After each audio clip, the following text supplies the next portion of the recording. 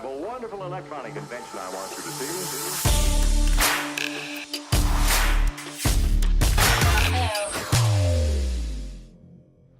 This is James Mathers at NAB 2019 for the Digital Cinema Society. I'm here in the Adorama booth in the studio that they've set up on the convention floor, and Stephen Pierce is going to tell us about what you've been doing here. Yeah, absolutely. It's very nice to be interviewed instead of be interviewing people. We've been bringing in basically as close to a tech nodding towards late night production here, where we bring in technology, things that are hot and new at the show or of interest to us, maybe not even released this week, but maybe have come out in the last year, and then pair that up with cinematographers and creative leads that can come in and speak, kind of about the techniques and how to use that and get the most bang for your buck. So, for instance, we talked with Sigma Lenses earlier this week, and we sat down, and first thing we did is go into engineering and what Sigma is, what products they offer, what makes a Sigma lens, the characteristics of it, and then we sit down with independent people that have nothing to do with the brand other than they shoot with Sigma lenses, both commercially and narratively. So that, just kind of trying to round out not only just the technology, just also, because they are all just tools, how you use the tools most effectively. So Adorama doesn't just sell equipment, it packages and it tries to educate? 100%. I think a big motivation of what we're doing here and what Adorama's mission is to have an educational aspect along with selling products, because the sales is obviously the business model, but if you know how to use the gear more effectively, you will be happier with your purchase and more likely, I'd say, to purchase again. So I think that's probably the motivation behind it. Me, I'm just very, very passionate about, I'm a director myself, so this is all very interesting to me, and I love getting to speak with people directly that do successful things and learn from them myself.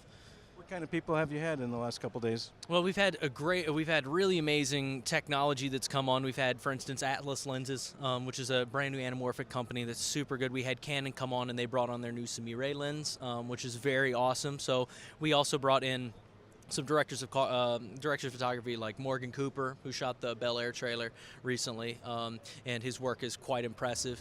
As well as we had Sarah Cawley come on the Canon show, or on the Sigma show, and she specifically talked about how she constructs narrative television shows, and we go through lighting concepts and how she picks projects.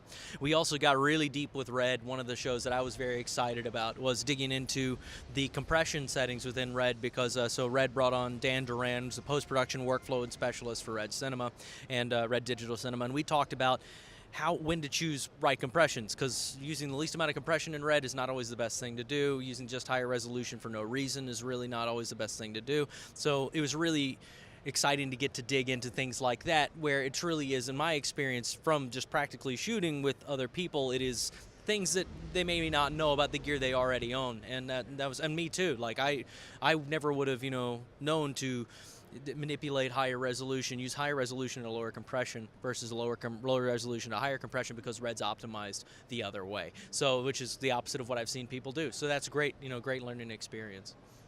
And where can people find this archived? Yeah, so this is Adorama Live, is what we call it, on No Film School. So all of these episodes are posted on No Film School. We also had some great panels. I forgot to mention our panels. We had Stephen Poster and from the International Cinematographers Guild come on and do a panel about cinematography and what the future of it is, both technically and creatively. We also brought in NYU, USC, and some notable professionals that did not go to film school to talk about why film school, and if film school is still relevant, if the university path is still the most viable path versus apprenticeships or whatever. And I think that was a really interesting discussion as well. We also did one today that was a really exciting show about sound design, where we did some live Foley on stage, because I think that's something that, as an editor, I'm always used to making it happen and making it go, and just pulling sound effects and trying to fill out the world. But working with a real sound designer is a whole nother level of creativity that you get to breathe into your project. So we have a lot of great episodes on No Film School that I encourage everybody to go check out and leave comments, because we want to see what you think, and so we can do better next year and bring you what you want. Thank you so much, Stephen. Oh, thank you, Jim. It's lovely to meet you.